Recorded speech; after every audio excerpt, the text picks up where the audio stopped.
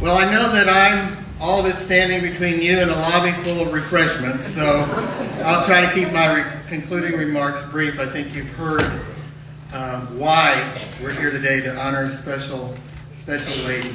You know, volunteerism is a uniquely American custom.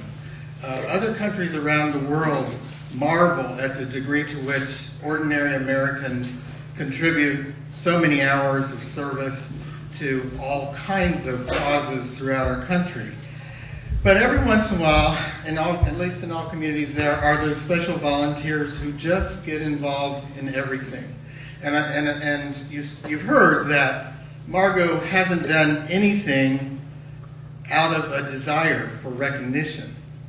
But doggone it, sometimes people do so much good in the community, we just have to recognize them, don't we? We just have to. So, Margot, I hope you haven't been too embarrassed by this level of recognition. Overwhelmed. Overwhelmed.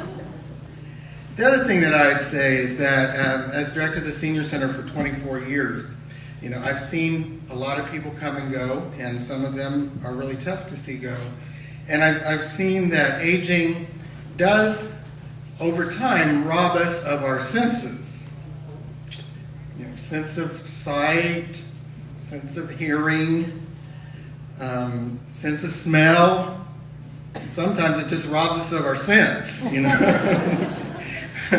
But, you know, although those things are difficult to lose, what I've noticed is that the worst sense to lose is our sense of purpose. And people say, you know, I don't know why I'm still here. And when they say that, that's a sad thing. And what we see in Margot is what more and more research is showing, and that is people who have meaningful activities and who have a sense of purpose as they go about their life are happier and healthier than those who don't. You've heard a reference to the fact that Margot has battled serious illness, and it's just not recently. It's been off and on over a number of years, and she's rallied an amazing amount of time. And what I think has helped to do it is that she has all these promises to keep. She has a sense of purpose that keeps her going. So my final message to you, Margot, is you're not done yet. Okay? There are too many people in this audience who are depending on you. You've heard from the troops and all the community and levels of government. We all appreciate what you've done for us, but we don't want you to rest on your laurels. So we might allow you to take it easy, you know, and bask in the recognition that's been showered upon you today deservedly. But we don't want you to stop getting things done, because you're one of those people in the community without whom there'd be a great, great void. So we encourage you to keep on going, and we promise that we'll help you keep on going however you need us to. Let's have one more great round of applause.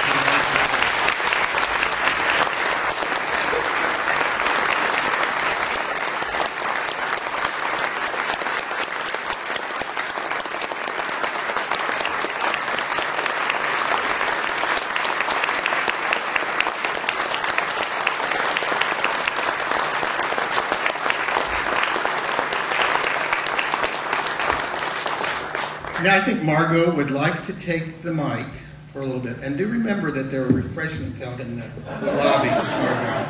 Okay?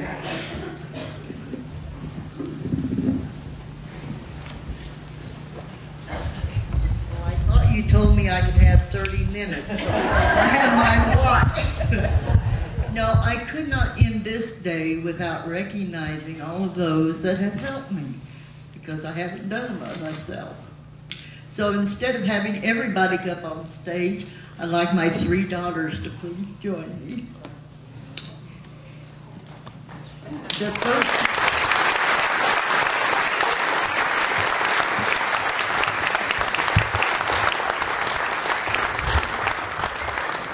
first one is the oldest. Her name is Teresa, and according to her, I've loved her the longest. The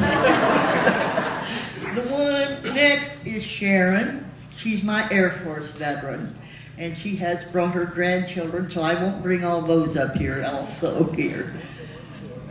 The youngest one is Kathy, and she tells me she got all the leftovers, the hand-me-downs, everything like that. In fact, she told one friend that I was so Scotch, I saved her diapers and made her wear them again. So you know where I come from, and I'm family orientated. And I want to give recognition to my mother. She taught us as children, you see a need and try to fill it. So I want to pass that on to you. If you would, see a need and try to fill it. God bless you. And then I want to ask our servicemen to stand for a moment. I promise I'm going to be really quick. This is it. If you would, just stand up. Evan.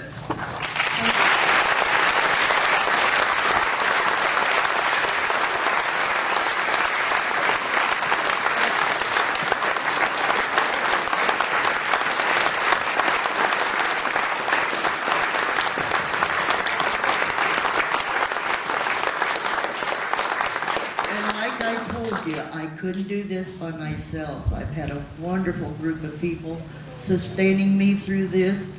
The Lord keeps me going here. And I get up each morning and I say, Lord, what can we do today?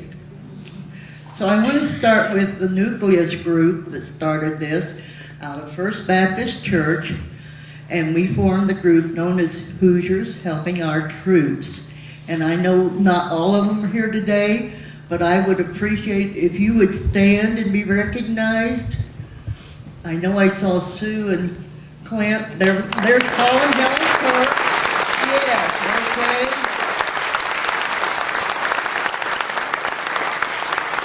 And my nephew, Tim Anderson, if you will stand, he is TJ's father.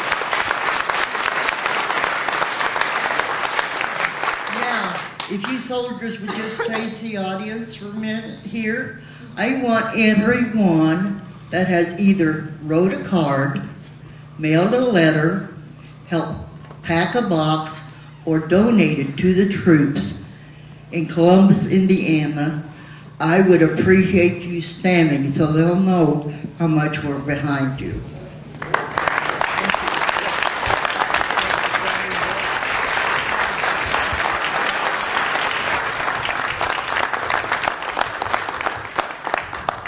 Thank you for your patience. Now I believe we need to eat, don't we? And Evan gets to go first. Okay. Thank you all for coming. Thank you very much.